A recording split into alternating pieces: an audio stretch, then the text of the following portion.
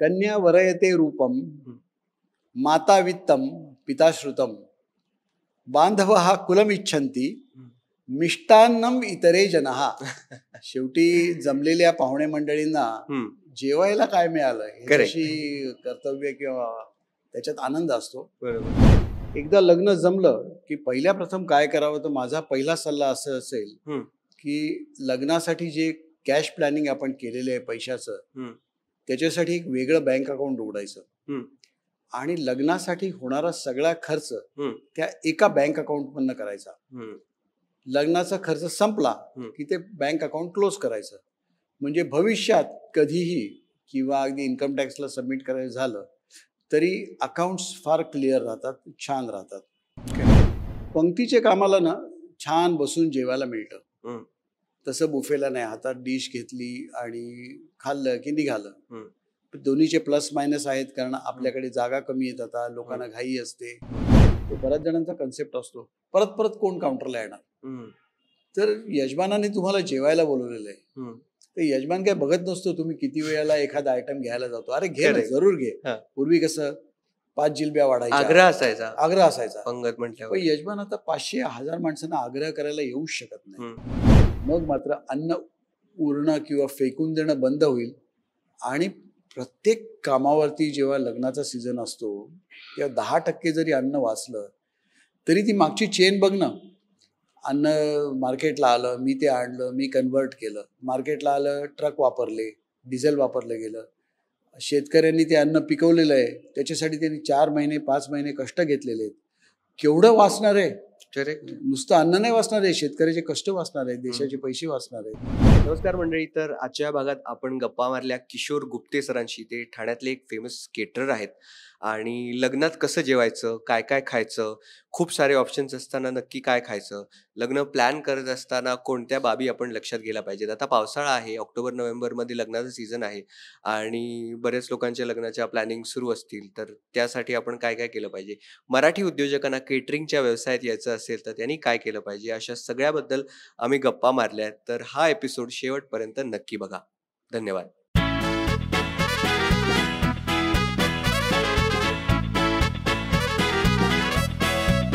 नमस्कार मंडळी. MHA-MTV गप्पा या आपल्या लाडक्या मराठी पॉडकास्ट शो मध्ये मी उमंग काळे तुम्हा सगळ्यांचं हार्दिक स्वागत करतो. मंडळी, आज आपल्यासोबत ठाण्याचे प्रसिद्ध केटरर किशोर गुप्ते सर आहेत. नमस्कार सर. नमस्कार. स्वागत आहे तुमचं. किशोर गुप्ते सर हे गेली 30 वर्ष केटरिंगच्या व्यवसायात कार्यरत आहेत. सध्या पावसाळा सुरू असला तरी एप्रिल-मे मध्ये लग्नसराईचे दिवस होते.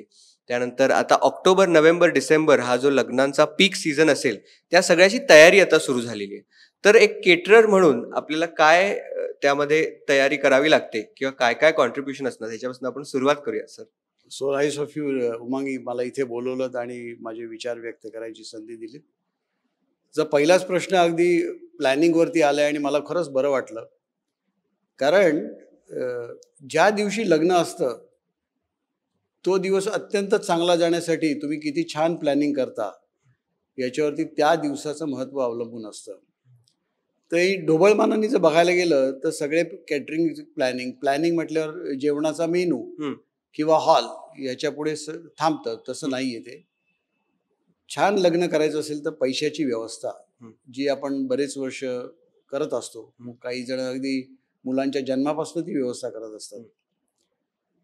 एकदा लग्न जमलं की पहिल्या प्रथम काय करावं, तर माझा पहिला सल्ला असं असेल की लग्नासाठी जे कॅश प्लॅनिंग आपण केलेलं आहे पैशाचं, त्याच्यासाठी एक वेगळं बँक अकाउंट उघडायचं आणि लग्नासाठी होणारा सगळा खर्च त्या एका बँक अकाउंट मधनं करायचा. लग्नाचा खर्च संपला की ते बँक अकाउंट क्लोज करायचं. म्हणजे भविष्यात कधीही किंवा अगदी इन्कम टॅक्सला सबमिट करायचं झालं तरी अकाउंट्स फार क्लिअर राहतात, छान राहतात. करेक्ट. दुसरं असं की सगळे एकदम उडी मारतात की हॉल कुठचा, तर तसं न करता पहिल्या प्रथम कस्टमरनी त्याची गेस्ट लिस्ट फार चांगली तयार करायला पाहिजे. आपण किती जणांना बोलवायचं. बरं, लग्न हे एक इव्हेंट असतो त्या दिवसाचा, पण त्याला जोडून आणि नंतरही काही फंक्शन्स असतात. म्हणजे सवाष्णी असतात, घरचं केळवण असतं, ग्रहमक असतं, हळद असते. काही घरांमध्ये संगीत, आता संगीताचं मोठं प्रस्थ आहे. प्रस्थ आहे, हो. किंवा ते एक अविभाज्य भाग झालेला आहे. संगीत असतं आणि सामिष जेवण असतं, ज्यांच्याकडे सामिष जेवण चालतं त्यांच्याकडे. तर ही सगळी विचारात घेता प्रथम गेस्ट लिस्ट, त्या प्रत्येक इव्हेंटला कोणाला आपल्याला बोलवायचे त्यांची देणं घेणं असतं. तर ते कोणाला साड्या द्यायच्या आहेत त्याची लिस्ट तयार करणं. अशी एकदा गेस्ट लिस्ट तयार झाली की येतो मुहूर्त. जनरली बराच वेळा एकच मुहूर्त काढतात लोक. असं न करता एक 3-4 मुहूर्त गुरुजींना विचारायचे की कुठच्या वेळे मुहूर्तांना आम्ही लग्नाचं कार्य करू शकतो, आणि त्या अनुषंगाने हॉल बघायला सुरुवात करायचं. म्हणजे आपली माणसं 500 होणार असतील तर 200 माणसांचा हॉल बघायलाच जायचं नाही, किंवा 1000 माणसांचा हॉल बघायलाच जायचं नाही. मग येते वेळ. मग त्या हॉलमध्ये डायनिंग एरिया वेगळी आहे का हे पाहणं, आणि सगळ्यात शेवटी मेनू. बरोबर. हा मेनू हा एकदा हॉल फिक्स झाला की मग सगळ्या इव्हेंट्सचे मेनू ठरवणं. मग यात तुमचं काम मेन्यू पासून चालू होतं की ऍक्च्युली अलीकडे इव्हेंट मॅनेजर ही अजून एक व्यावसायिक संस्था तयार झालेली आहे. पूर्वीच्या काळी आम्ही कॅटरिंग कॉन्ट्रॅक्टर्स हे सगळं करायचो, आणि चांगल्यापैकी लोकांना विश्वास होता. बरोबर. आणि आम्ही देखील काम उत्तम प्रकारे करू शकतो. सर, तुम्ही आता 30 वर्ष या क्षेत्रात कार्यरत आहात, आणि पूर्वी एक आपल्या म्हणजे शेवटी जेवण म्हणजे संस्कृती आहे, फूड इज कल्चर असं आपण मानतो. तर सुरुवातीला आपल्या लग्नांमध्ये पंगत असायची, त्या पंक्तीतलं जेवण असायचं, आणि आजकाल बुफे असतो. तर त्यामध्ये तुम्हाला सर्व्हिस देताना जाणवलेला नेमका फरक काय, आणि कुठलं ग्राहकाच्या दृष्टीने चांगलं असतं आणि कुठलं केटररच्या दृष्टीने चांगलं असतं? याच्यामध्ये ना, एक मला ॲज यू सेड जेवण, चविष्ट जेवण, लोकांच्या नॉर्मली बऱ्याच वेळा त्याच्या लग्नातलं जेवण फार सुंदर होतं.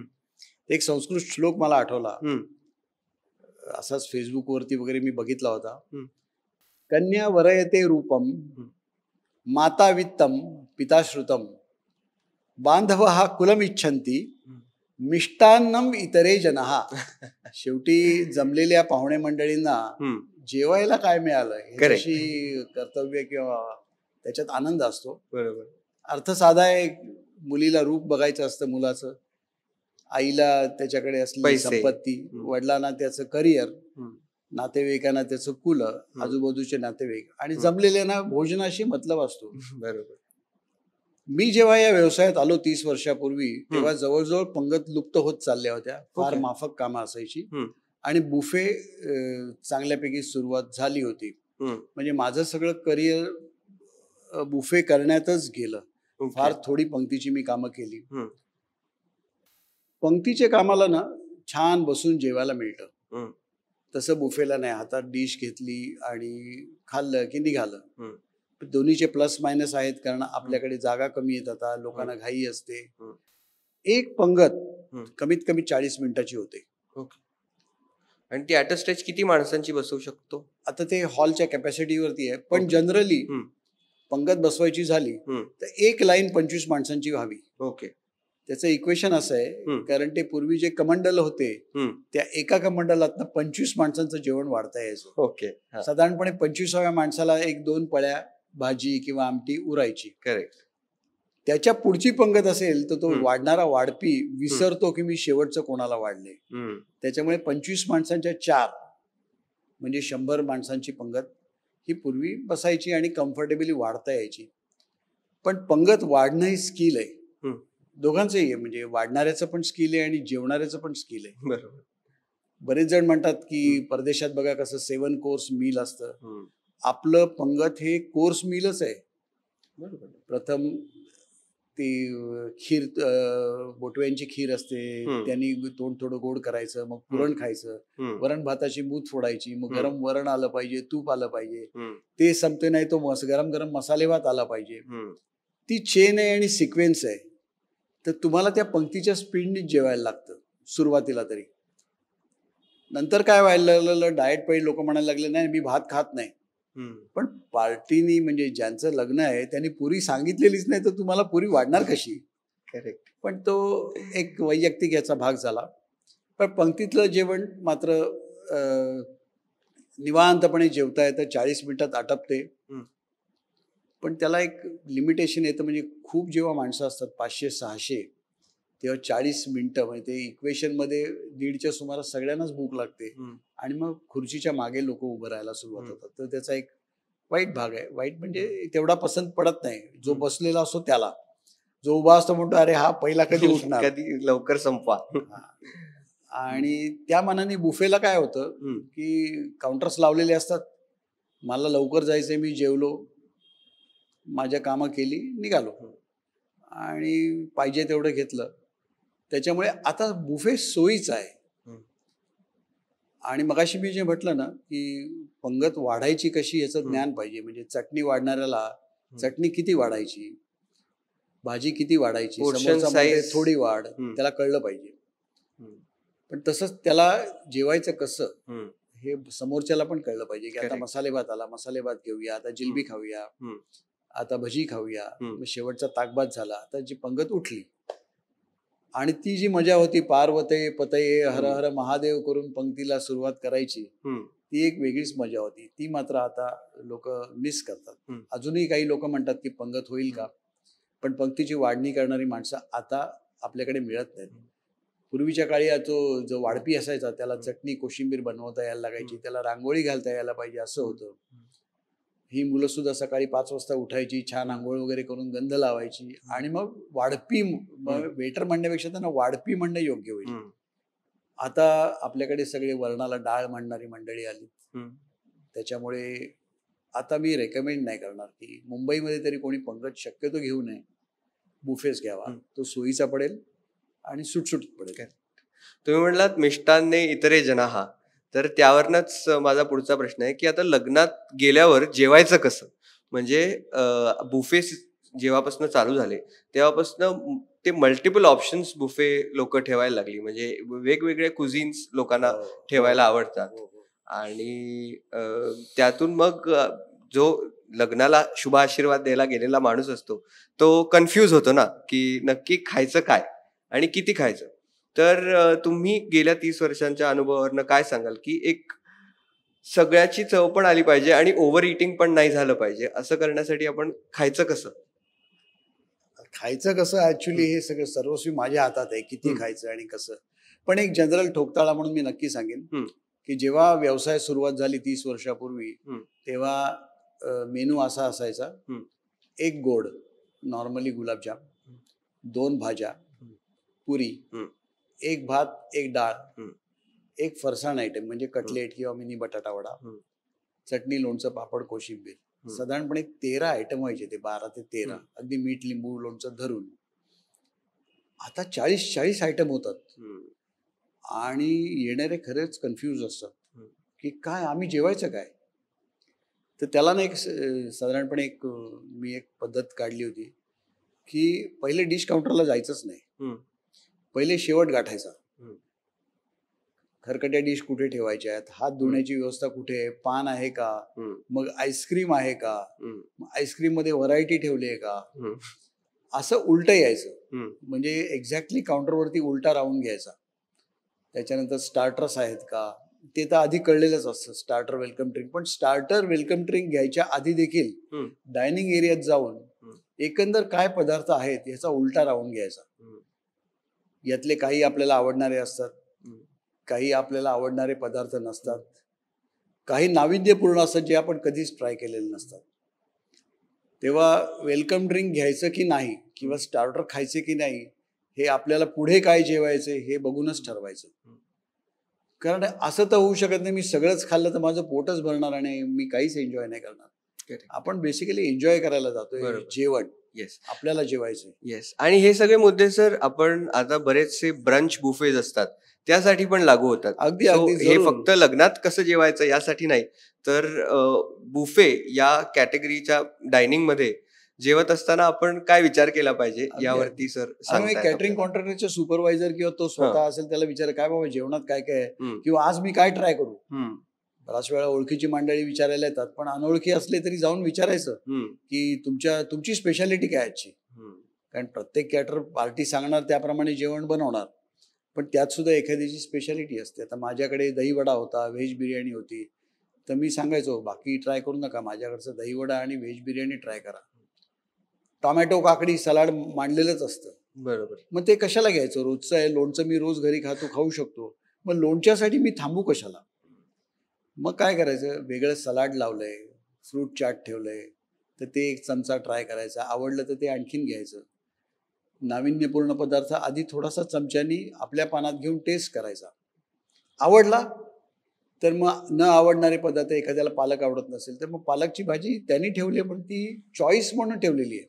3 भाज्या जेव्हा ठेवल्या जातात 1000 माणसांच्या कामाला, ते चॉईस असतो की मला समजा फ्लावर आवडत नाही, मग काय मी छोले खाईन किंवा मी पालक मकाई खाईन, की भेंडीची भाजी असेल ती खाईन. इट्स अ चॉईस, तुम्हाला जे आवडते यातलं घ्या.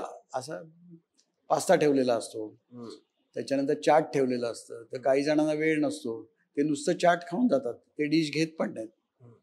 तर काही जण म्हणतात नको बाबा आज मला काही जेवायचंच नाही, आईस्क्रीम व्हरायटी चांगल्या आहेत, मी 4 आईस्क्रीम खाईन फक्त, त्यावेळेला ते डिश घेणार नाहीत. तर आपण काय खायचंय हे उलटा राहून घेऊन आधीच ठरवायचं आणि त्याप्रमाणे आपण खायचं. त्याच्यामुळे आपल्याला आनंद पण मिळेल, पोट वेडवाकडं भरलं पण जाणार नाही. आणखीन मला एक जाणवतं त्या दृष्टिकोनातनं, ते बऱ्याच जणांचा कन्सेप्ट असतो परत परत कोण काउंटरला येणार. तर यजमानाने तुम्हाला जेवायला बोलवलेलं आहे, तर यजमान काय बघत नसतो तुम्ही किती वेळेला एखादा आयटम घ्यायला जातो, अरे घे ना, जरूर घे. पूर्वी कसं 5 जिलब्या वाढायच्या, आग्रह असायचा पंगत म्हटल्यावर. पण यजमान आता 500-1000 माणसांना आग्रह करायला येऊच शकत नाही. आणि यजमान काय असं म्हणत नाही काय रे किती खातोस, तेव्हा मोकळेपणाने जायचं. एखादा पदार्थ आवडला तर 4 वेळेला घ्यायचा, न आवडणाऱ्या पदार्थाकडे बघायचं देखील नाही, आणि मग आपला आनंद मिळवायचा आणि यजमानांना सांगायचं धन्यवाद, आय एन्जॉयड टुडेज फूड. अरे वा, हे पदार्थ मी खाल्ले, मला आवडले. येस. आता ही झाली खाणाऱ्याची बाजू.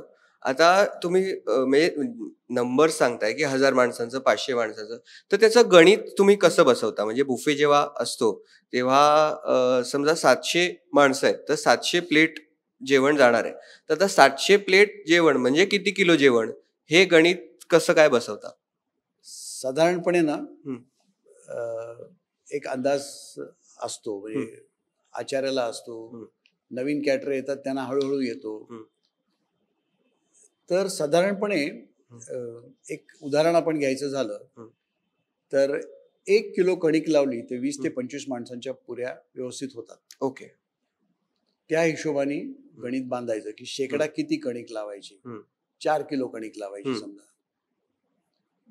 भात बनवायचा आहे तर 3 किलोमध्ये साधारणपणे 100 माणसं तांदूळ वापरले, ड्राय रेशन तर होतात. असं हे इक्वेशन असतं. आता हे जे इक्वेशन आहे ना, हे केव्हा बदलतं? समजा एकच भात आहे तर 3 किलोमध्ये भात झाला, 500 5 तरी 15 किलोचा भात टाकायचा आहे. मग 10 किलोचा आधी टाकला, मग नंतर गरम मिळावा म्हणून 5 किलोचं नंतर जसं संपत येईल तसं केलं. असं करता येतं. जेव्हा इक्वेशन कुठे बदलतं, मला डाळ फ्राय आणि भात, स्टीम राईस, आणि मला व्हेज बिर्याणी पण पाहिजे, मग मला चायनीज मधला पण फ्राईड राईस पाहिजे, मग मात्र ती थोडी कसोटी असते. आणि याच्यात अनुभव कामाला येतो की कुठचा पदार्थ, भात काय पटकन बनवू शकतो, बरोबर, मग तो जरा कशाला जास्त बनवायचा. पण त्यावेळेला किचन मध्ये प्लॅनिंग मध्ये मला गरम पाणी तयार पाहिजे. समजा साधा भात संपत आला तर पटकन तो वाढवता आला पाहिजे. व्हेज बिर्याणी बनायला वेळ लागतो, मग ती साधारणपणे शेकडा 2 किलोनी बनवूनच ठेवायची. त्याच्यासाठी मग रिस्क नाही घ्यायची की आयत्या वेळेला वाढवायची वगैरे, ही नाही रिस्क घ्यायची. चायनीजला पण तसंच आहे, तो आयत्या वेळेलाच बनवत असतो, तेव्हा पटकन भात वाढवला आणि चायनीजवाल्याला तो दिला तर तो करू शकतो. बरोबर. भाज्यांचं पण तसंच आहे. पण मग जेव्हा अशा भरपूर डिश असतात तेव्हा प्रत्येक आयटम थोडा कमी बनवला जातो. तर ते लोड कशावरती येईल, आता माझा पदार्थ कुठचा चांगला आहे हे मला माहिती पाहिजे की या पदार्थाला लोक जास्त पसंती देतील. म्हणजे समजा आता एक उदाहरण म्हणून सांगायचं झालं, 2 भाज्या आहेत, एकच भाजी सगळ्यांना आवडली आणि 75% लोकांनी एकच भाजी खाल्ली, दुसरीला हात लावला नाही, तर ती भाजी संपतच येईल. त्यावेळेला दुसरी भाजी उरलेली असेल, बरोबर. पण मग त्या ह्याच्यात ती माझी ताकद आहे, माझ्याकडे असलेली मशिनरी, हम्म, माझ्याकडे असलेला स्टाफ हम्म, आणि माझं स्किल हम्म, हे मात्र कामाला येतं. आणि अशी वेळ 6 महिन्यात एकदा येऊ शकते. येऊ शकते. ओके. फक्त कुठे रिस्क घ्यायची, कुठे घ्यायची नाही.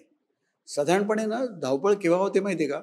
जेव्हा कॅटरर 700 माणसांचं जेवण सांगितलं हम्म, आणि मग तो म्हणतो मी 500च बनवीन, आणि समजा वाढली नाही झाली तर हम्म, रिस्क जेव्हा जास्त मोठी घेतो हम्म, तेव्हा त्याची धावपळ होते आणि यजमानांचं नाक कापलं जातं. हम्म, कारण शेवटी कोणाला तरी मग अपुरं पडतं. आणि जर कॅटर चांगला असेल तर तो म्हणतो 700चं सांगितलं ना, मी या गोष्टी सगळ्या 700च्या बनवीन, पण पुरी किंवा फुलके हे थोडे कंट्रोल करेन मी, कारण ते पटकन पीठ लावता येतं. हम्म, पण भाज्यांना ती टेस्ट आणता येत नाही. करेक्ट. तेव्हा हे पूर्णपणे तुम्ही जो कॅटर निवडता हम्म, तो काय दर्जाचा आहे हम्म. त्याच्यावरती हे सगळं पुढचं ठरतं गणित. तर आता आपण म्हणतो की सगळं फ्री मार्केट आहे की क्रिएटर कोणता किंवा काय सर्व्हिस प्रोव्हायडर कोणता हे ठरवण्याचा सर्वस्वी अधिकार कस्टमरचा असतो. पण अशा ठिकाणी आता बऱ्याच ठिकाणी वेडिंग प्लॅनिंग मध्ये हॉल्स जे असतात, व्हेन्यूज जे असतात, तिथे आपण केटरची मोनोपोली आहे असं ऐकतो. तर ती मोनोपोली आहे म्हणजे नक्की काय, की त्याच माणसाने तिथे सर्व्हिस द्यायची आणि त्यांनीच फक्त पैसे कमवायचे असं का, की काय? कसं आहे ना, हे जेव्हा कम्युनिटीचा हॉल असतो ना हम्म, तेव्हा काही चॅरिटी कमिशनशी बंधन आहेत हम्म, की अशी मोनोपोली त्यांना देता येत नाही, किंवा आता हम्म, नियम मला माहित नाहीत. पण खाजगी हॉलला तर आपण नाही करू शकत. समजा मीच हम्म. कॅटरिंग कॉन्ट्रॅक्टर आहे आणि मीच माझा हॉल बांधला बरोबर. तर जेवण पण मीच करणार ना. अर्थात. नियम बाय डिफॉल्ट मीच करणार जेवण. हम्म, तर ते बंधन मात्र ते राहणार हम्म, कायमचं. आणि काही हॉल्सवाले स्वतः हॉल बांधतात आणि कॅटरकडनं रॉयल्टी वगैरे घेतात, तर बरोबर. तो कमर्शियल भाग झाला हम्म, आणि त्याला आपण आता तरी काही करू शकत नाही. ते वी हॅव टू एखादा हॉल बुक Yes. केला आणि तिथला एक्सक्लुझिव्ह कॅटर असेल, हम्म, किंवा मी पण एका हॉलला असं एक्सक्लुझिव्ह कॅटर म्हणून काम केलेलं आहे. बरोबर. फक्त मग इक्वेशन जास्त गेलं तर त्या हम्म, हॉलचं बुकिंग हळूहळू कमी होतं हम्म, आणि मग त्या हॉलवाल्यालाच कळतं आपलं. कारण घेतलेल्या पैशाचा मोबदला म्हणजे काय. तर समजा मी माझं कॅटरिंग चाललेलं आहे आणि मी एखाद्याला रेट सांगितला 600 रुपये, हम्म, आणि जेवून जाणारे बाहेर जाताना चर्चा करायला लागले की आजचं जेवण आहे ना हे जवळजवळ 800-900 रुपयाचं असेल, माझा रेट आहे 600. यजमान म्हणतो, लोक म्हणतात 800चं होतं का, म्हणजे जेवण फारच चांगलं होतं. हम्म, करेक्ट. आणि जर एखाद्या ठिकाणी लोक म्हणायला लागली नाही 400-500 रुपयाचं असेल, हम्म, प्रत्येक जण इव्हॅल्युएट करत असतो ना, याचा अर्थ तो कॅटरिंग कॉन्ट्रॅक्टर फेल आहे. हम्म, त्यांनी ती सेवा योग्य त्या प्रमाणात दिलेली नाही. Correct. आणि ह्याच्यावर लक्ष ठेवणं हे यजमानांचं काम आहे खरं तर. मग अशा मोनोपोलीच्या वेळेला सर त्यांचे किचन्स किंवा आता इव्हन तुमचं पण जेव्हा तुम्ही सर्व्हिस देता तर व्हेन्यूचं ठिकाण आणि किचन हे किती लांब असतं? आता आम्हाला कुठेही कॅटरिंगला बोलवलं तर मी जातो. हां. म्हणजे मी ओके. पुण्याला पण गेलेलो आहे, काही हां. वेळेला मी कोकणात पण गेलेलो आहे. ओके. तर ते ठिकाण किती लांब वगैरेचा ऍक्च्युअली प्रश्न येत नाही. कारण हॉलला जर किचन असेल हम्म, तर ओके. म्हणजे तिथेच त्याच जेवण व्हेन्यू बनवलं मध्ये जातं. ओके. ड्राय रेशन आणि भाज्या न्यायच्या हम्म, आणि तिथेच जेवण बनवायचं. ओके. जर तेवढं सक्षम किचन नसेल हम्म, तर मला माझं स्वतःचं सेंट्रल किचन पाहिजे. आणि हल्ली हम्म. काही जणांकडे सेंट्रल किचन्स आहेत हम्म, की आचारी तिथेच जेवण बनवतात, हम्म, जे इकॉनॉमिकल पडतं. त्याच्यावरती कंट्रोल्स पण चांगले असतात जेवण हम्म. बनवण्यावरती. हम्म, फक्त माणसं वाढली तर काय, हम्म. हा एक प्रश्न राहतो. Yes. तो मात्र त्या केसमध्ये सेंट्रल किचनला कायम राहणार आणि तो सक्षमतेवरतीच अवलंबून असेल. पण अदरवाईज लग्नाचं जेवण असेल हम्म, तर ते तिथेच बनलं पाहिजे. हम्म, कारण काय असतं, आता एक उदाहरण म्हणून सांगतो. आपल्याकडे उपास चालतात लग्न आहे म्हटल्यावरती. हम्म, नवरा नवरीला उपास धरायला सांगतात. तर मी नेहमी गमतीने सांगायचो की असा काही शास्त्राधार माझ्या वाचनात काय आलेला नाहीये. उपास करायचा ना, मग नवरा नवरीला खाऊन देते ना, अख्खा दिवस उभं राहायचंय. हम्म. हा, त्यांच्या बदली 2-2 जणांनी प्रत्येकाने तुमच्या फॅमिलीतल्या उपास धरा.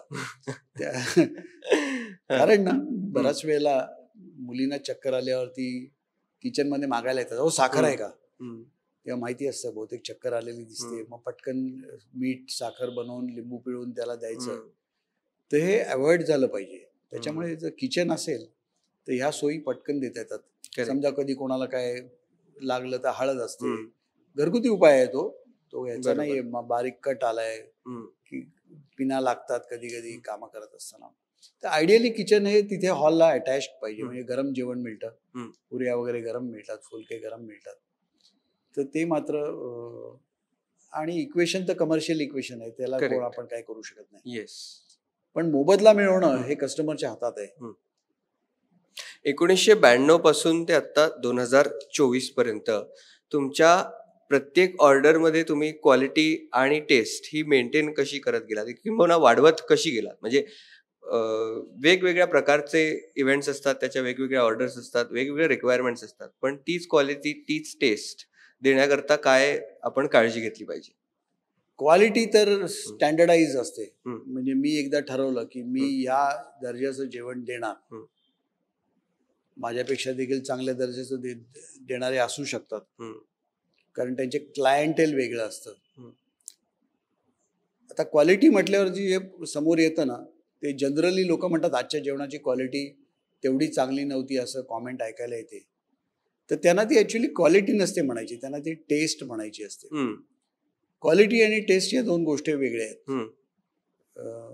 एक उदाहरण सांगायचं झालं तर आपण आपल्या घरात तांदूळ धुवून वगैरे घेतो, परत बघून घेतो की आज आंबेमोहर घेतला, आज जाडा तांदूळ घेतला. जेव्हा जाडा तांदळाचा भात बनवेल त्या दिवशी क्वालिटी बिघडली, आंबेमोहर, बासमती, जिरेसळ, कोलम ह्याचा भात बनला तर क्वालिटी चांगली वापरली. पण समजा त्या आचार्यांनी बरोबर शिजवला नाही भात, तर टेस्ट तर ते क्वालिटी पदार्थाची चांगली आहे, म्हणजे रॉ मटेरियलची क्वालिटी चांगली आहे, पण त्या आचार्याचं स्किल कमी पडलं. समजा तो भात लागला तर पदार्थ फुकट गेला. तर टेस्ट आणि क्वालिटी ह्या दोन गोष्टी वेगळ्या आहेत. म्हणजे कधी कधी तुम्ही बघत असाल, आपण बसमधनं जाताना किंवा रिक्षामधनं बघतो, रस्त्याच्या कडेला एखादी बाई हातावरती भाकरी तापत असते, ती तिची स्किल झालं. आपल्या घरात, माझ्या घरी पण हातावरती भाकरी नाही थापता येणार, ते तिचं स्किल झालं. आणि ती कधी कधी अगदी साधे कुठेतरी मिळालेलं धान्य वापरेल, पण आलं, लसूण, जिरे, इतर गोष्टी अशा काही वापरेल की त्या पदार्थाची चव खूप छान झालेली असेल. आणि बऱ्याच हा अनुभव येतो, बरेच जण बाहेर ढाब्यावरती वगैरे जातात. आम्ही सिल्वासाला चाललो होतो, नाशिकवरनं सिल्वासाला, आणि त्या खोपटात जेवलो. काय जेवलो तर शेव भाजी आणि रोटी. पण ती इतकी अप्रतिम चविष्ट झाली होती की ते साधं खोपट होतं, मोडकट बाकडं होतं. क्वालिटी आणि हायजीन तिथे इफेक्ट नव्हता करत, पण चविष्ट जेवण होतं. तेव्हा क्वालिटी आणि चव हे दोन पूर्णपणे वेगळे प्रकार आहेत. तुम्ही क्वालिटी कंट्रोल करू शकता, चवीसाठी मात्र तुमचा जो ज्याला कन्व्हर्जन कॉस्ट म्हणतात, स्किल, ही कला आहे शेवटी. करेक्ट आहे. आता अशाच सिच्युएशन मध्ये समजा क्रायसिस असेल, म्हणजे क्रायसिस सिच्युएशनसाठी तुम्ही कशी तयारी करता? म्हणजे तुम्ही आचार्याचं स्किल हे मेन्शन केलं, तर त्यामध्ये समजा चुकून तिखट जास्त पडलं किंवा मीठ जास्त पडलं, तर अशा वेळेला काय करता किंवा काय सोल्युशन असतं त्याच्यावरती? की एखाद्या डिशमध्ये प्रॉब्लेम आला तर त्याच्यावरती सोल्युशन काय? क्रायसिस मॅनेजमेंट बद्दल बराच वेळा बोललं जातं आणि मी पण बराच वेळा म्हटलं की समजा अशी अडचण आली तर काय करूया, तर हे करूया. पण जे प्लॅन केलेलं असतं ना, ते क्रायसिस कधीच येत नाही, असा माझा अनुभव आहे. नॉन प्लॅन क्रायसिस जास्त येतात. आता ह्याच्यात काय आहे ना, हल्ली आचार्यांची पण जेव्हा खूप लग्नाची कामं वगैरे असतात, घाई असते, तेव्हा आचारी काही काही ठिकाणी 8 वाजता जेवण बनवून जातात, दुसरीकडचं जेवण बनवायला. आता 8 वाजता जे जेवण बनवले ते 1 वाजता वाढायचंय, तर माझ्या हातात किंवा कॅटरिंग कॉन्ट्रॅक्टरच्या हातात वेळ असतो, हे बरोबर नाही झालं, मग याला वडणं वेगळी फोडणी द्या. हे तो आचारी तर निघून गेलाय, तो म्हणाला मला वेळ नाही आज, मी माझे पैसे घेतले, 500 माणसांचं जेवण बनवलं, निघालो. तर हे आमचं स्किल किंवा माझं जे समज आहे अन्न पदार्थांची, ती कामाला येते. पण माझ्या कामावरती मी कधीच आचार्याला अशी परवानगी दिली नाही. मी त्याला सांगितलं तू अजून 10 रुपये जास्त घे माझ्याकडनं, पण माझं जेवण 8 वाजता बनवून नाही जायचं. माझं जेवण 1 वाजता वाढायचंय तर 12 वाजता चालेल तयार मला. झालं पाहिजे. हा माझं स्टँडर्ड झालं आणि मग माझी कॉस्ट थोडीशी वाढते त्या केसमध्ये. पण कस्टमरला जेवण चविष्ट मिळायला असेल तर जेवढं ताजं असेल तेवढं अत्यंत आवश्यक आहे. आणि आयत्या वेळेला गडबड काहीही होऊ शकते. मीठ जास्त झालं, मीठ कमी झालं तर मात्र काही उपाय असतात ते नाईलाजानं करावे लागतात. एक उदाहरण म्हणून सांगतो, समजा बटाट्याच्या भाजीला थोडं मीठ जास्त झालं, सहसा ते असं खूप जास्त होत नाही, डबल वगैरे होत नाही, बऱ्याच थोडंसं जास्त होतं, तर मग पातळ पोहे त्याच्यात टाकायचे जेणेकरून 12 वाजता लोकांना जेवण वाढायचंय.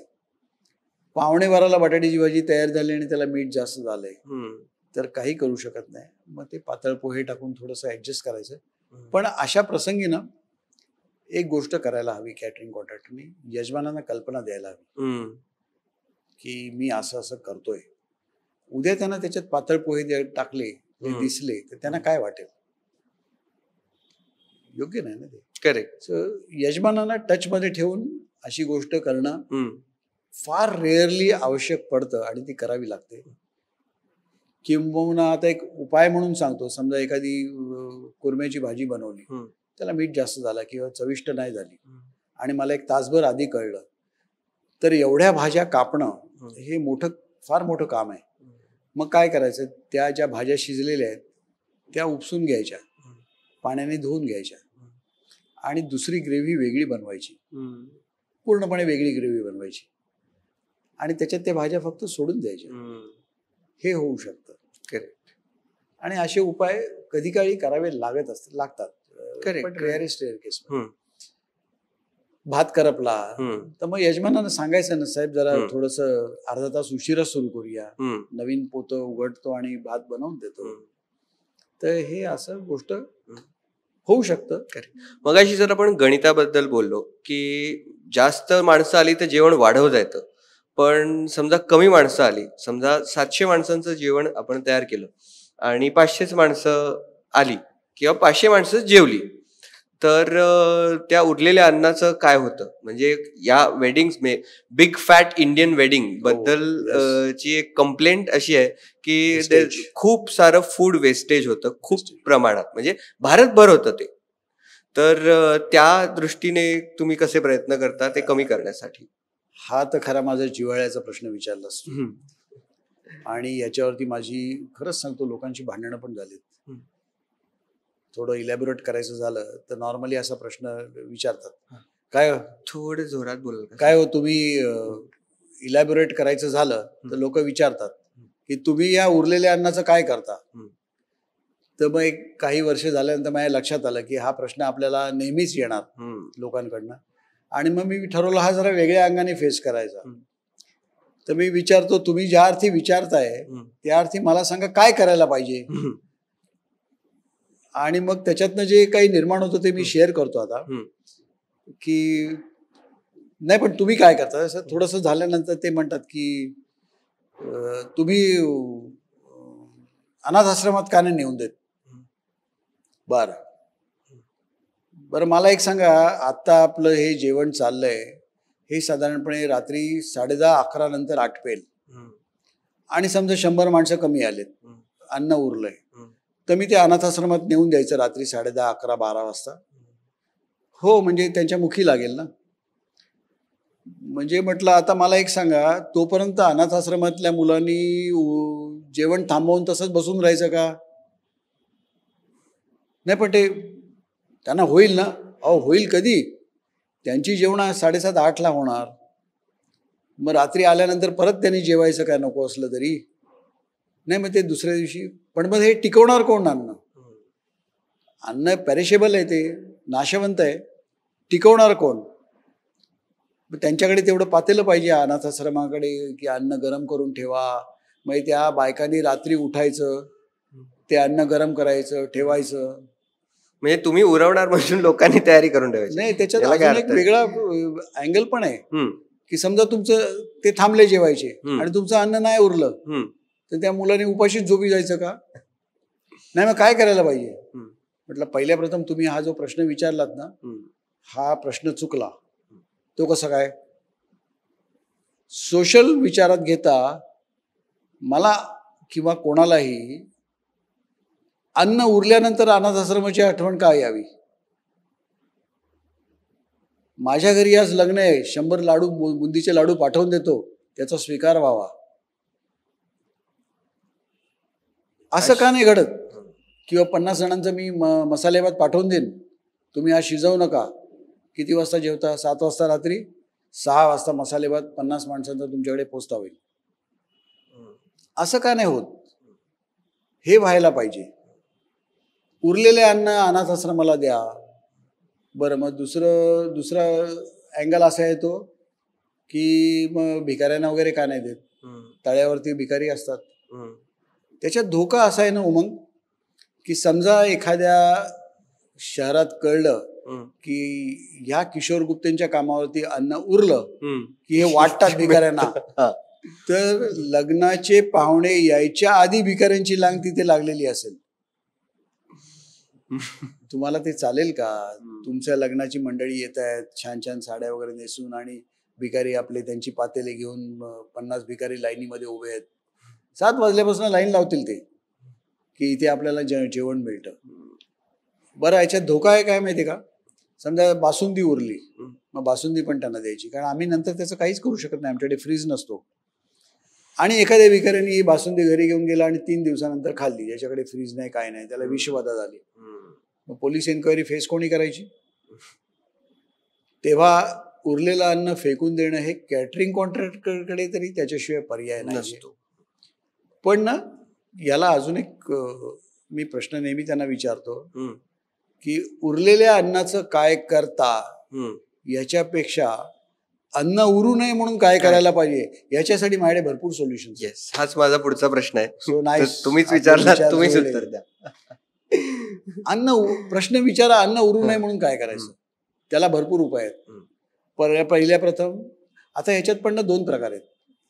मी जेव्हा माझं वाढून घेतो आणि टाकतो तेव्हा हा वैयक्तिक वेस्ट केलं, ही माझी शिस्त पाहिजे की माझ्या पानात घेतलेलं अन्न मी स्वतः पूर्णपणे संपवीन, मी एक्स्ट्रा घेणार नाही वाढून, ही वैयक्तिक शिस्त झाली. पण जेव्हा माणसंच कमी येतात, 600 सांगितलेत 500 आले, 100 माणसांच्या जेवणाचं काय करायचं, ही मात्र सामाजिक शिस्त झाली. तेव्हा आपल्याकडे ही पद्धत अजून सुरू नाहीये आणि ती इफेक्टिव्हली नाहीये.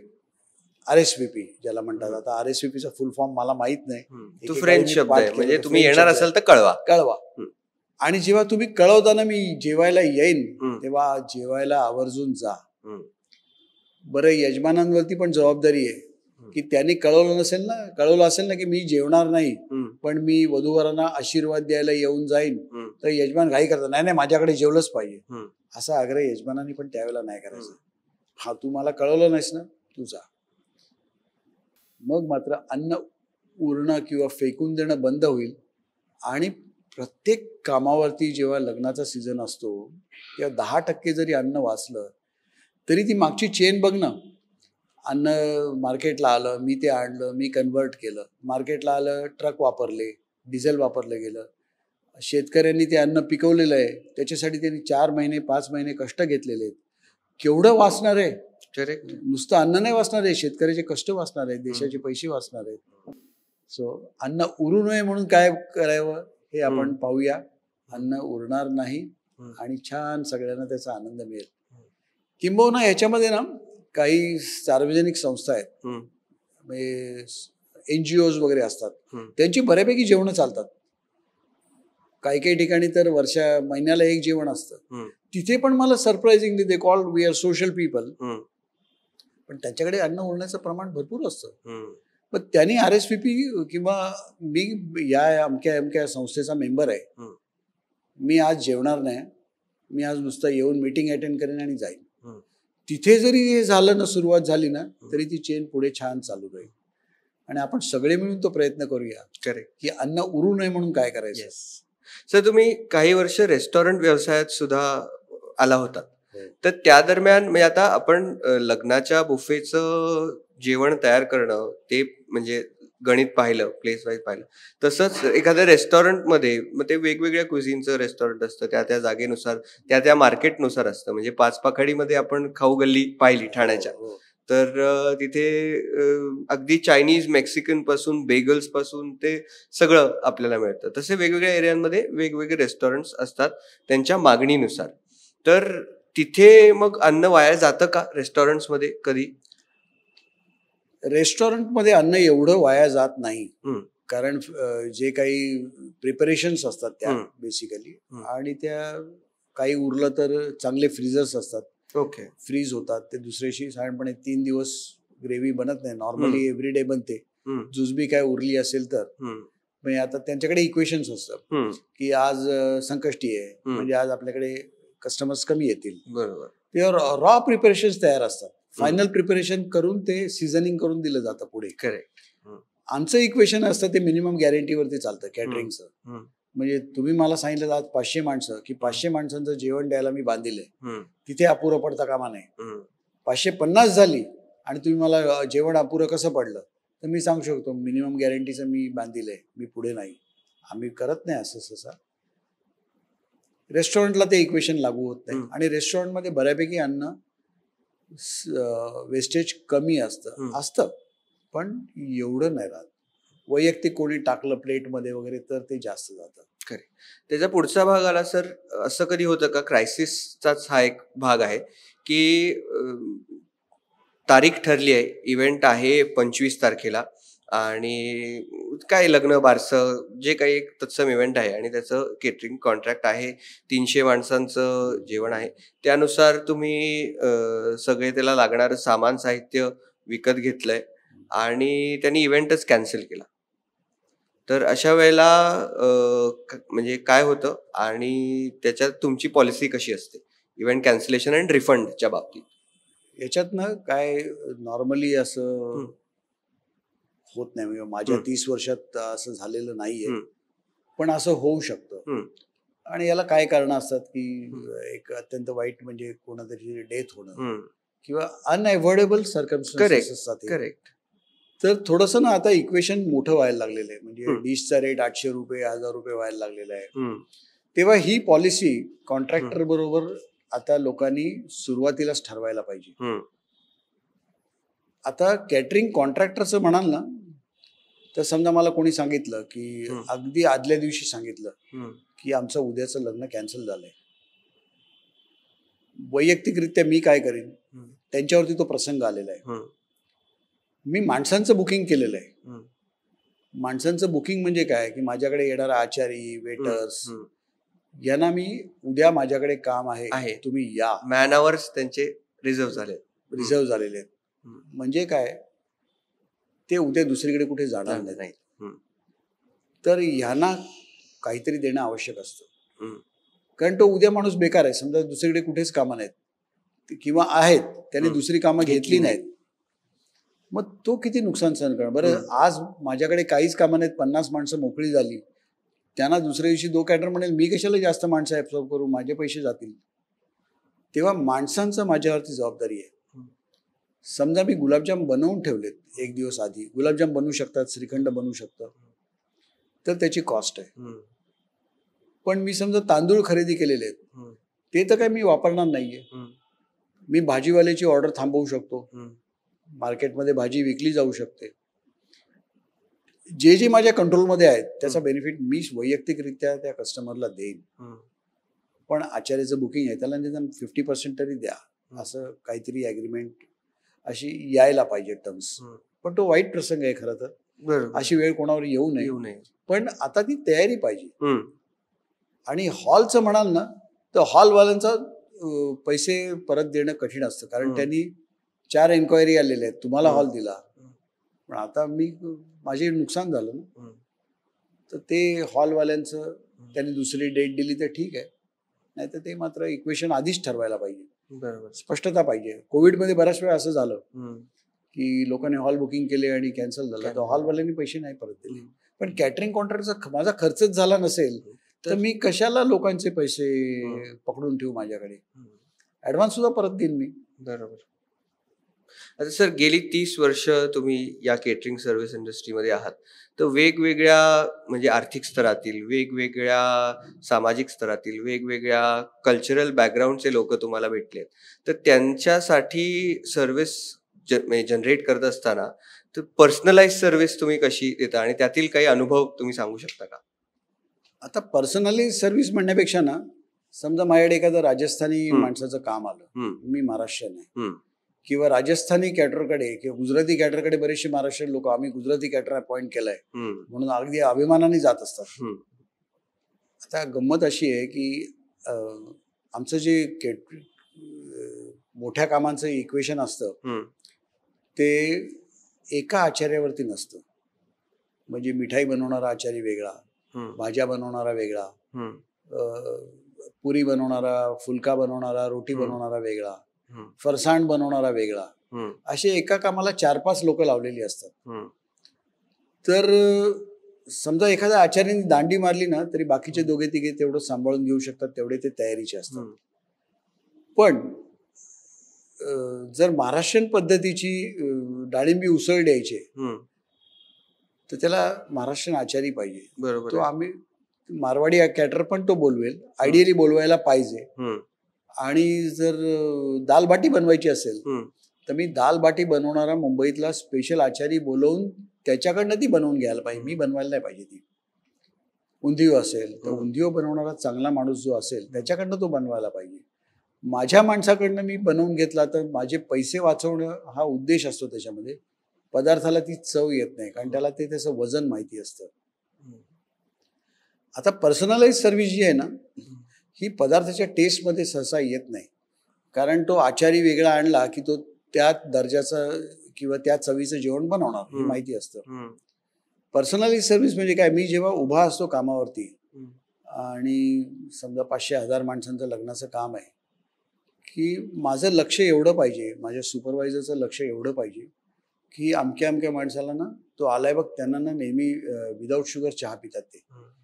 कारण ठाण्यासारख्या शहरामध्ये आम्हाला बऱ्यापैकी माहिती असतं की कोण विदाऊट शुगर घेतो, हे मला माहिती पाहिजे, तेव्हा माझ्या माणसांना माहिती होतं. ही पर्सनलाइज सर्व्हिस झाली. किंबहुना आचारी आपला चहा बनवतो सकाळी आल्या आल्या, पहिले तर लोक चहाच घेतात सकाळी लवकर आल्यावरती, तर थोडासा 25-50 कप विदाऊट शुगर चहा बनवून ठेव रे, आणि मग वैयक्तिकरित्या जाऊन ओ विदाऊट शुगरवाले कोण आहेत का, वेगळा चहा आहे बरं का, हे फिरणं हे पर्सनलाइज सर्व्हिस झाली. आणि ती मी देतो कधी. आणि समजा कोणाच्या हातात कबशी आहे तर मला लाज नाही वाटली पाहिजे त्याची रिकामी कबशी घेऊन तिथे बाजूला नेऊन ठेवणं. लोक ग्रुपमध्ये बोलत असतात, ते हातात कप तसाच राहिलेला असतो, त्यांना तिकडे जाऊन देण्याची फ्लो तोडायचा नसतो गप्पांचा. मग हे माझं लक्ष पाहिजे कॅटरिंग कॉन्ट्रॅक्टरचं, त्याच्या सुपरवायझरचं, की ते झालेल्यांची कबशी हातातनं घ्या रे. ही पर्सनलाइज सर्व्हिस झाली. आणि कोणाला तरी गरम पाणी लागतं प्यायला, कोणाला तरी औषध घ्यायचं असतं, कोणाला तरी अचानक भूक लागलेली असते की मला आता डायबिटीस आहे, मला मग त्यांना बाजूला घ्यायचं, त्यांना काय लागतं हवं नको ते बघायचं. वेळ पडली तर बाहेरनं चहा मागवून देता येतो की, हल्ली चहावाले भरपूर झालेत की घ्या साहेब चहा, तुम्हाला आत्ता पाहिजे ना जेवणाच्या वेळेला चहा देतो. 1 कप चहा आणि इक्वेशन 7 आणि 8 लाखाचं इक्वेशन असतं हल्ली, तेव्हा 1 कप चहा द्यायला मला सांगितलं नाही मी देणार नाही, ही सर्व्हिस नाही झाली. आनंदाने झालं पाहिजे ते, असं आहे ते.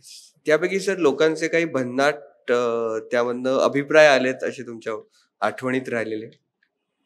अभिप्राय म्हणजे ऍक्च्युली ना गमती घडतच असतात, शेवटी ते लग्न घर असतं आणि गमती घडत असतात.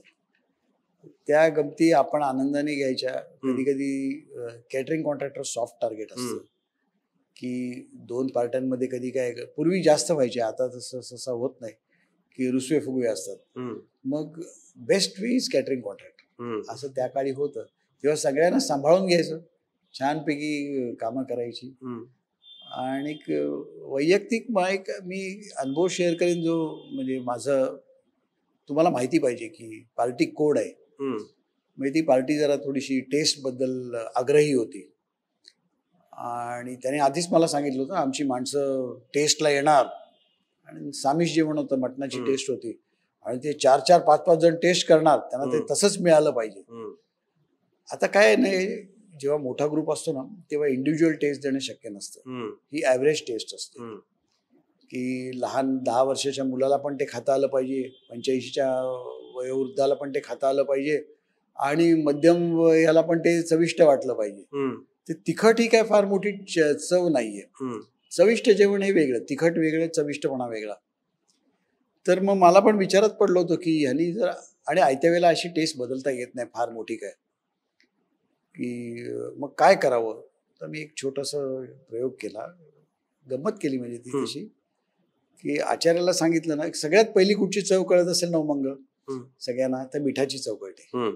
हा, आचार्याला सांगितलं एक काम कर, तू ना मीठ मुद्दामून कमी ठेव. किती कमी ठेवशील म्हटलं, अर्धच टाक. बाकी सगळ्याच पदार्थांमध्ये मेन नॉर्मली सिकेप्यांच्यामध्ये मेन आयटम मटण. तर बाकीचे पदार्थ कसे झालेत कोण बघायला येणार नाही, खात्री असते. मटण कसं झाले याच्याशी सगळ्यांना मतलब असतो. तर ते नेहमीप्रमाणे आले 4-5 जण, हे सांगतील तसं मटण. मीठ कमी होतच. तर पहिला चमचा तोंडात घेतल्या ते म्हणले, मीठ नाही याला, मीठ नाही असं. मग ते वेटरला सांगून ठेवलं होतं की चांगलं असं मोठ्या बाउलमध्ये 2 किलो मीठ काट आणि माझ्याकडे घेऊन ये. ते घेऊन आला वेटर, त्याप्रमाणे मीठ आण रे. मीठ आणल्यावरती मी त्या ह्याच्यात असं मोठं, माझी मूठ खूप असली आणि त्या ह्याच्यात मीठ जोरात असं फेकलं त्या ह्याच्यात. अरे नको नको नको नको नको, कारण ना सगळ्यांना घरात एक चिमूट मीठ टाकायची सवय असते. 200 माणसांच्या मटणाला मीठ किती लागतं ह्याचा अंदाज कोणाला नसतो. तर ती ऍक्शन बघितल्यावरती ते म्हणाले, नाही बाबा बस जास्त होईल. मग ते गेले आणि मग मी आता मीठ ऍडजस्ट कर. त्याप्रमाणे मग आम्ही मीठ ऍडजस्ट केलं. पण हे असे क्षण कमी असतात. बाकी नॉर्मली ना, खरं सांगतो, जो माझा कार्यकाळ झाला, आता जरा बदललं इक्वेशन. त्याच्यात जसा पूर्वी फॅमिली डॉक्टर असायचा ना, तसा फॅमिली कॅटर असायचा. की मला माहिती असायचं यांच्या घरामध्ये अमक्या अमक्या सुनेला मटार आवडत नाहीत. अरे मग ते मेनू ठरवताना, अरे पण त्या तुमच्या सुनेला मटार आवडत नाही, आपण मटारचा आयटम नको घेऊया. मग ते होतं की नाही, एखाद्याला राहू देते ते खाणार नाही. हे पर्सनलाइज, हे मला माहिती पाहिजे की कोणाला काय आवडतं, फॅमिलीमध्ये कसं आवडतं, असं आहे. बाकी अदरवाईज सगळं आनंदाचं काम असतं. छान आनंदाने सगळे जमलेले असतात आणि आनंदाने सगळं झालं पाहिजे. पण ॲज यू सेड, पर्सनलाइज ना, मी माझ्याकडनं म्हणून सांगतो, हल्ली लग्नात ना सुरक्षेकडे लक्ष नसतं लोकांचं. पूर्वीच्या काळी ना यजमानाचं दरारा असायचा की चला आता जेवायला चला, गप्पा टाकत नाही बसायचं, किंवा बाहेर जाऊन येऊ नका कुठे. तुला माहिती आहे हल्ली बाहेर जाणं म्हणजे काय असतं. रविवार असला की लोकांना ते अपेयपानाची बऱ्यापैकी असतं. माझ्या स्वतःच्या कामावर ही गोष्ट घडली, म्हणून मी आवर्जून सांगतो की असं करू नका. की लग्न लागलं, दुपारी 3-3:15 काहीतरी मुहूर्त होता आणि मुलीच्या आई वडिलांनी ऐकायची नसतात मंगलाष्टक, असं काहीतरी आईने ऐकायचं नसतं आहे. तर ती खाली आलेले होते आणि तेवढ्यात वरती लग्न लागलं. लग्न लागल्यावरती मी मुलांना म्हटलं, जा रे पेढे घेऊन जा, लग्न लागले कळतंय आता. आणि ते 2 पेढे घेतले आणि मुलीच्या आई वडिलांना म्हटलं, घ्या तुम्ही, लेकीचं लग्न लागलं तुमच्या, तुम्ही पहिला पेढा घ्या. तेवढ्यात वरनं आमचा एक माणूस धावत आला आणि म्हणाला, पाणी पाहिजे, पाणी पाहिजे. म्हटलं पाणी पाहिजे कशाला, प्यायला पाहिजे का कशासाठी, पूजेसाठी पाहिजे. नाही म्हणतो, वरती आग लागली. ते ऐकल्यावरती त्या मुलीचे आई वडील सर्द झाले. मी पण हादरलो, किचनमध्ये पळालो. माणसांना म्हटलं, पहिल्या गॅस शेगड्या बंद करा, पाण्याच्या बादल्या घ्या, आणि धावत आम्ही वरती घेऊन गेलो. आग भिजलेली होती. झालं काय होतं, ही मुलं आनंदाच्या भरात त्यांनी त्या पार्टी लाईन्स आणि फोम उडवला आणि स्टेजवरती तिथे निरांजन होतं. तर ते एक फोम त्या निरांजनावरती आला आणि ते मोठा असं, ते माहितीये ना, पेट घेतला, मोठा क्लाउड झालेला असतो, ते सगळं ते पेटलं आणि लगेच भिजतं ते.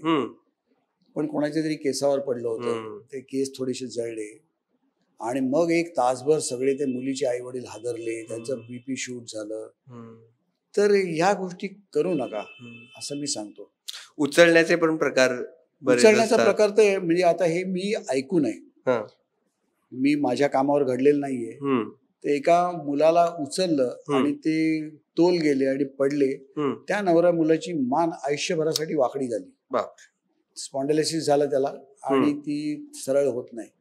तर हे प्रकार आहेत ना, हे टाळा. आता खूप झाले ते. मगाशी विचारायचे पण ओघात राहिलेले प्रश्न असे काही की रेस्टॉरंटमध्ये आपण जेव्हा जेवायला जातो तेव्हा आपण त्या रेस्टॉरंटचा ॲम्बियन्स बघतो किंवा आजूबाजूचं वातावरण कसं आहे बघतो, त्यानुसार आपण काय खातो ते आपण ठरवतो.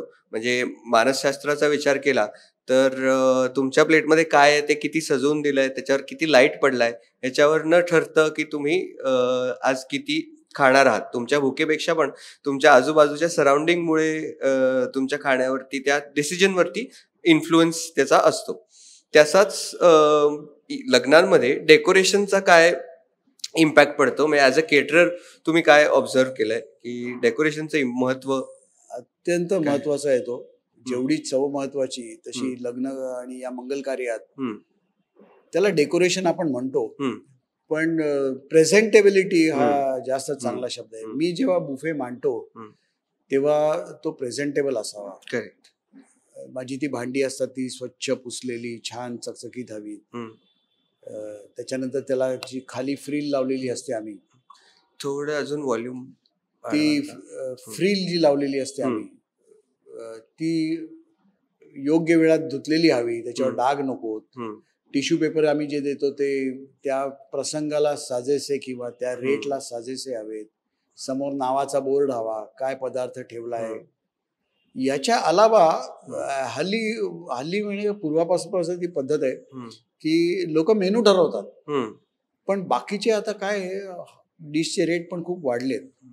तेव्हा हे ठरवायची आता वेळ आलेली आहे की तुमचे वेटर्स चांगले हवेत. म्हणजे कसे हवेत, त्यांची नखं कापलेली पाहिजे, त्यांचे ड्रेस त्यांना घामट वास नको, त्यांचे केस नीटनेटके कापलेले हवेत. ते पंक स्टाईल वगैरे येतात, ते वेटर मोबाईलवरती बोलतायत, असं नको. ह्या नॉर्म्स ठरवायची वेळ आता आलेली आहे. किंबहुना मी बऱ्याच जणांना सांगितलं की आता तुमचे डिशचे रेट वाढलेले आहेत. पूर्वी आठवते तुझ्या लहानपणी, मला माहित नाही, माझ्या लहानपणी तर जेव्हा आहेर घेतला जायचा तेव्हा नवरीच्या बाजूला आणि नवऱ्याच्या बाजूला दोन दोन मुलं बसलेली असायची, अशी छोटीशी एक ब्रीफ हे घेऊन, अटॅची घेऊन, आणि कोणी काय गिफ्ट दिली ते एका वहीवरती नोंद केली जायची, ते पाकिट ठेवलं जायचं. तसं आता डिश देताना दोन्ही बाजूशी एक एक माणूस पाहिजे की बाहेरचा तिराईत येऊन तुमची 800 1000 रुपयाची डिश खाऊन गेले, अशी 10 जण गेली, तुमचे 10,000 रुपये गेले. करेक्ट. तर तुम्हाला माहिती पाहिजे डिश घेणारा माणूस माझा आहे का बाहेरनं उपटसुंभा कोणतरी आलेला आहे. या गोष्टी आता करणं आवश्यक व्हायला लागलेलं आहे. आणि टेस्ट तर तुम्ही बघताच, पण महाराष्ट्रांमध्ये अजून ही पद्धत नाहीये मराठी मंडळीत. पण गुजरात्यांमध्ये बऱ्यापैकी आहे की 50-50, 60-60 आयटम असतात. ते टीम तयार करतात की तुम्ही हे 4 पदार्थ टेस्ट करायचे आणि बरोबर झालेत की नाही सांगायचं, किंबहुना पदार्थ झालाय की नाही हे सांगायचं. असं होऊ शकतं एखादा पदार्थ कॅटरिंग कॉन्ट्रॅक्टर उडवू शकतो. तर ठरलेल्या मेनू प्रमाणे पदार्थ कॅटरिंग कॉन्ट्रॅक्टरनी केलेत की नाही हे चेक करणं, ते त्याप्रमाणे मांडलेत की नाही. अशी मध्ये इंस्टाग्रामवर रील आली होती की असं म्हणतात की असं म्हणू नये की लग्नाचं जेवण बरोबर नाही असा फीडबॅक देऊ नये, अशी एक समाज रीत आहे. तर तो एक माणूस असतो, अथर्व सुदामेच त्याच्यामध्ये, की हे काय जेवण बरोबर नाही. तर तो समोरचा माणूस त्याला म्हणतो की अहो असं म्हणू नये, मुलीच्या बाबांना काय वाटेल वगैरे. म्हणतो मीच आहे मुलीचा बाबा. तर ते काय ना,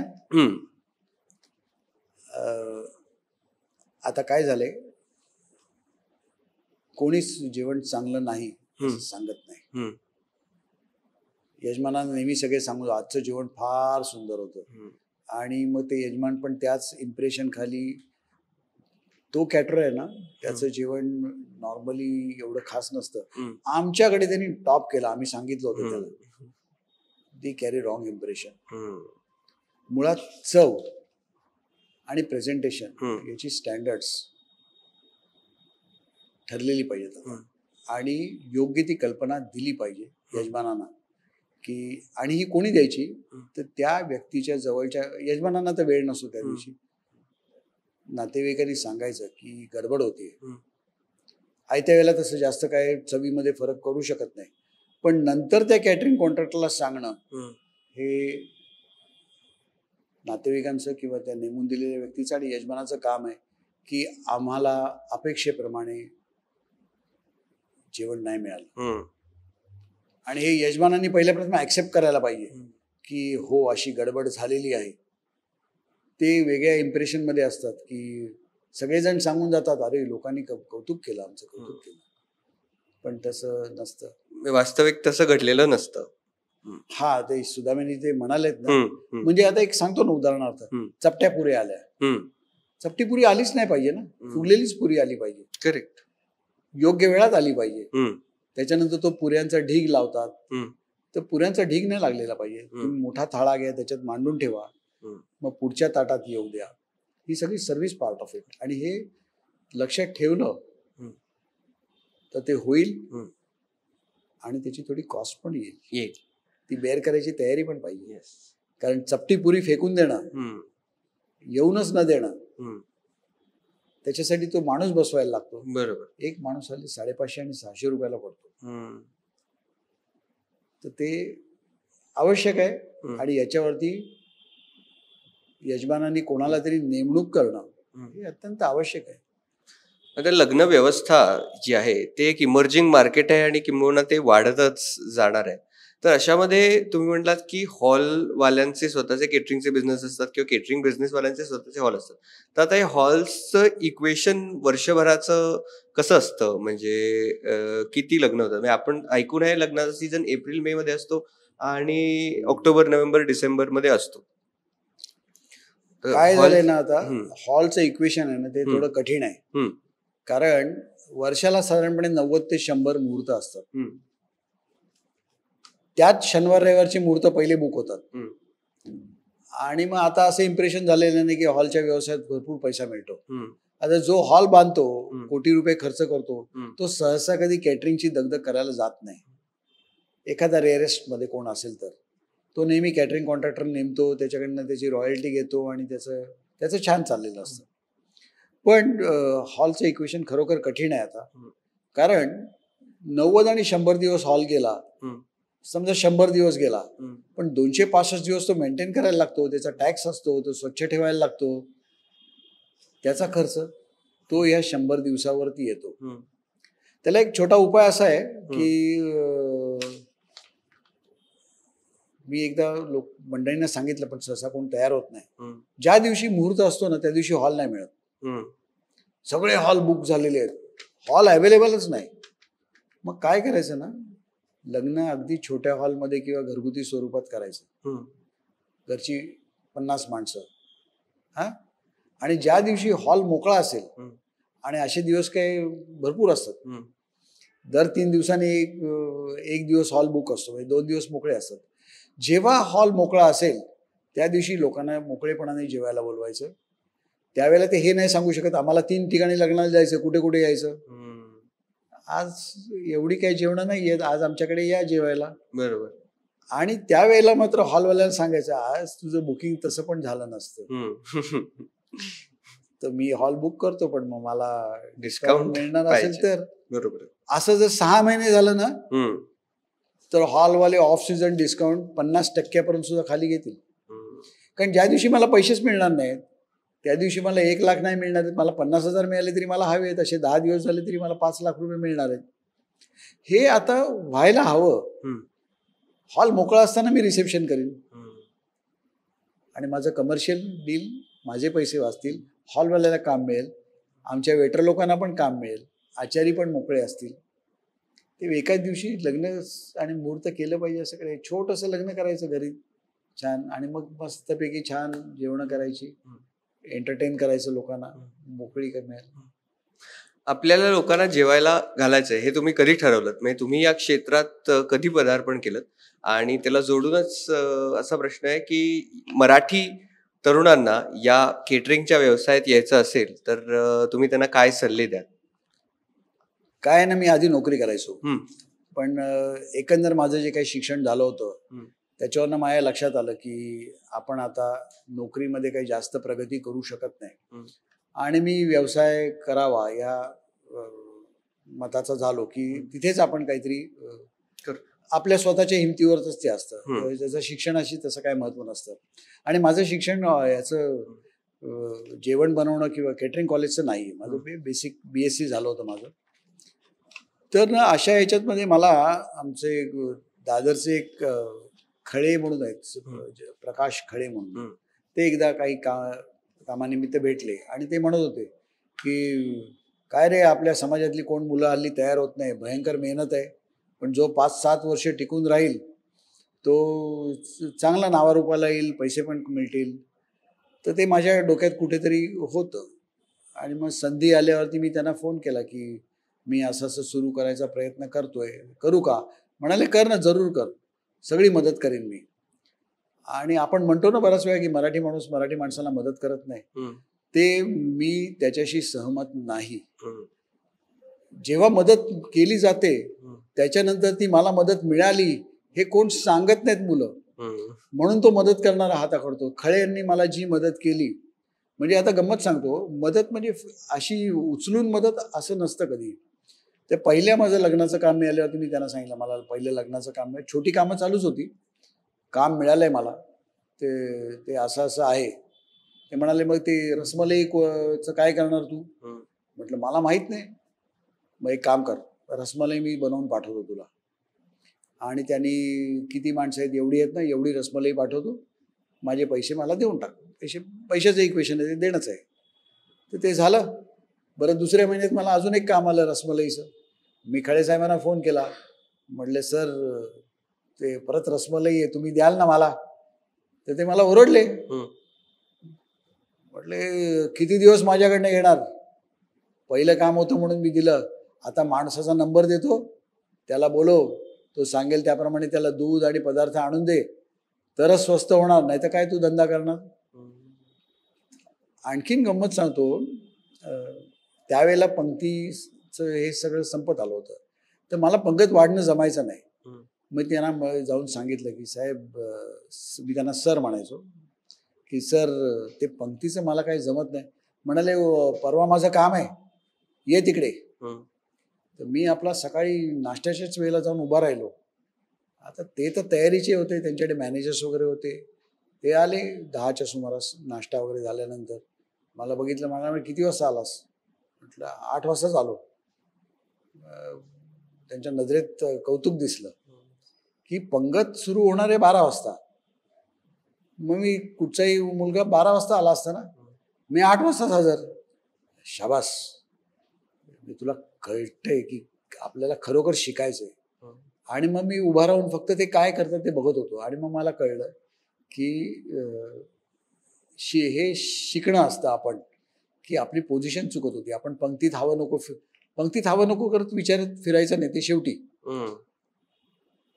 तो जो माणूस पदार्थ घेऊन जातो ना, त्याला सोडणं हे मुख्य काम असतं. की आत्ताच जिलबी गेली, आता जिलबीच्या मागे मठ्ठा घेऊन जा, तर मसाले भात घेऊन जा, अजून एकदा मसाले भात विचार. ते पंक्तीत फिरलात ना तर ते होत नाही. पंक्तीतल्या 100 लोकांना मिळण्यासाठी ते माणसं सोडणं हे महत्वाचं काम आहे. ते पोझिशन महत्वाची. कॅटरिंग कॉन्ट्रॅक्टला कुठे उभा राहतो ती पोझिशन महत्वाची. तर मला आणि अजून काही नाही, दोघांनी खूप मदत केली मला. लोकांनी परत परत कामं दिली. आवडलं तुझं, दुसऱ्याला रेकमेंड केलं, ज्याचे एक पैसाही मागितला नाही कोणी कमिशन. मला मराठी लोकांनी भरपूर मदत केली आणि मी त्यांचा अत्यंत ऋणी आहे. आणि येणाऱ्या पिढीला म्हणजे मराठी उद्योजकांना ज्यांना केटरिंगच्या व्यवसायात यायचं आहे त्यांना तुम्ही काय सल्ले द्याल? पिढी वाईज ना इक्वेशन थोडंसं बदलत जातं. तेव्हा मेहनत तर करावीच लागते, त्याच्याशिवाय पर्याय नाही. पण आपल्या सिनियर्सवरती लक्ष ठेवायला पाहिजे की सिनियर्स काय करतात. आता मध्यंतरी नाट्य क्षेत्रात पण बघा ना, की ते अशोक सराफ आणि प्रशांत दामलेंचं काय हे चाललं होतं त्यांच्या 75व्या वाढदिवसाला. की प्रशांत दामले, अशोक सराफ काय करतात हे बघत असायचे, की वागतात कसे, बोलतात कसे, बसतात कसे, उठतात कसे, कुठे जातात. तर सिनियर्सकडे लक्ष ठेवा. बऱ्याच वेळा काही मुलं कॅटरिंगचं शिक्षण घेऊन आलेले असतात, तर त्यांनी ना शिक्षण ऑफिशियली घेतलेलं आहे, पण ते टूल वापरायचं कसं याचं शिक्षण महत्त्वाचं असतं. आणि व्यवसायात यावं ना जरूर सगळ्यांनी. आणि एक छान उदाहरण आहे. आता मध्यंतरी ते राजकीय क्षेत्रात झालं की त्यांनी राजकीय क्षेत्र एक करिअर म्हणून स्वीकारलं. तसंच व्यवसायात पैसे कमवण्यासाठी येऊ नका, ते करिअर म्हणून निवडा, पैसे येत राहतील. बऱ्याच वेळा लोक फायदा कमवण्यासाठी मी करतो, नाही, तू छान कर ना, पैसे द्यायला कोणच नकार देत नाही, ते द्यायचेच आहेत सगळ्यांना. तू जेवढा चांगलं करशील तेवढे चांगले पैसे येतील तुझ्याकडे. तेव्हा प्रामाणिकपणा मात्र ठेवा. कस्टमरला बॉडी लँग्वेज पासून कळलं पाहिजे की हा माणूस प्रामाणिक आहे. एखाद्याला सांगायचं झालं ना की मी तुमचं नाही काम करणार, ते पण प्रामाणिकपणे सांगा. तुम्ही जे मला पैसे देऊ करता या कामाचे ते योग्य नाही आहेत, मी हे काम नाही करणार. प्रामाणिकपणे सांगा. तुम्ही जेव्हा मला माझ्या कामाचे योग्य पैसे द्याल, तुमचं काम करेल, जरूर करेल. तेव्हा मागचं काही नसेल. सिंपल इक्वेशन ऍक्च्युअली सिंपल असतं. उगाच सगळे कॉम्प्लिकेटेड करून उगाच करत असतात. कशासाठी आपण हे सगळं करतो? पैसे कमवायला, आनंदासाठी, पैशासाठी, आनंदासाठी. तर खूप खूप धन्यवाद सर, तुम्ही आलात आणि तुमचं अनुभवाचं गाठोडं आमच्यासमोर उघडून छान छान गोष्टी आम्हाला सांगितल्यात. केटरिंग व्यवसायाबद्दल नव्याने 4 गोष्टी आम्हाला कळल्या, तर त्याबद्दल खूप खूप आभार. आणि वेडिंग प्लॅनिंग म्हणजे लग्नाची तयारी जी मंडळी करतायत त्यांच्यासाठी हा एपिसोड नक्कीच महत्त्वाचा आहे, कारण त्यांना कळेल अजून त्यामध्ये काय काय आपल्याला केलं पाहिजे, किंवा काही राहिलं असेल तर पटकन आपल्या व्हिडिओच्या माध्यमातून त्यांना त्याचं आठवण होईल. इनफॅक्ट मी तुझे आभार मानतो, कारण मला ही 30 वर्षात प्रथम संधी मिळाली की हे सगळं कसं व्हायला पाहिजे हे इंडिव्हिज्युअल मी कस्टमरला सांगू शकायचो. पण हे आता मासला कळेल की लग्न प्लॅन कसं करायचं, विचार कसा करायचा. छान, सो नाईस ऑफ यू. मला बोलवलंस आणि मी पण तुझा आणि तरुण भारतचा आभारी आहे. Thank you very much. Thank you so much. Yes, thank you sir. Yes.